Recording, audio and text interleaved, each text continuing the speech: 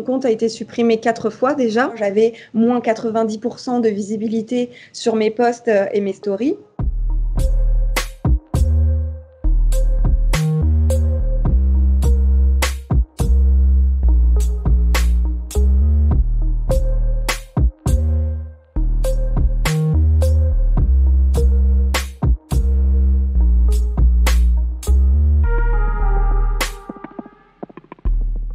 Ça a commencé avec la phrase en fait qui a été postée, il me semble par Fiona Schmidt, qui disait comment faire pour que les hommes cessent de violer. Cette phrase a été reprise par de nombreux comptes féministes et en l'occurrence a été censurée d'abord sur Twitter et ensuite Instagram a repris cette censure en fait en la supprimant de toutes les stories ou de tous les posts des comptes féministes. Il y a un ras-le-bol plus global, on va dire, de la censure en fait à l'encontre des comptes féministes, de l'invisibilisation des comptes féministes, qui dure depuis un vrai bon bout de temps maintenant. Il y a la suppression des stories, le fait d'être empêché de poster, à savoir des posts, mais aussi des stories pour des temps en fait infinis, parce qu'on n'est pas prévenu.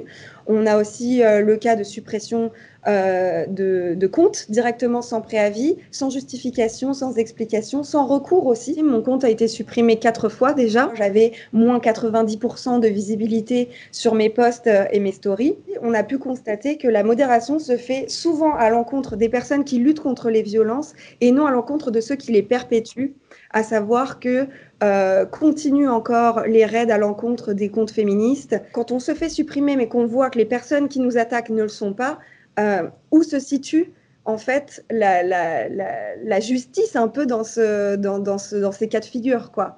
On ne peut pas perpétuellement empêcher les femmes et les minorités de genre d'être rendues visibles politiquement ou même esthétiquement, physiquement.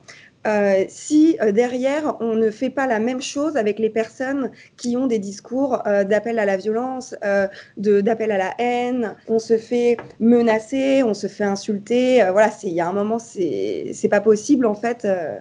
On ne peut pas comprendre les principes de l'algorithme soi-disant en fait. Une modération doit se faire à travers tous les prismes possibles et tous les cas existants. Or là, ce n'est visiblement pas du tout le cas et c'est plus possible, ça nous empêche de travailler, ça nous empêche de militer, que ce soit un travail essentiellement politique, militant, ou que ce soit un travail plus artistique, puisque ça fonctionne aussi avec l'illustration, la photographie, à travers la représentation de soi, juste par rapport même parfois à des comptes privés. Voilà, nous, on a déjà eu des recours possibles parce qu'on a réussi à avoir des noms de personnes travaillant chez Instagram. La plupart du temps, nous n'avons aucune réponse ni aucune explication au pourquoi du comment. Facebook ne s'est jamais exprimé sur le sujet. On les a contactés, ils ont décidé encore une fois de ne pas répondre. Donc aujourd'hui, on se retrouve face à une situation à travers laquelle qu'on aurait peut-être préféré éviter s'il y avait plus de transparence dès le départ, ou en tout cas une communication instaurée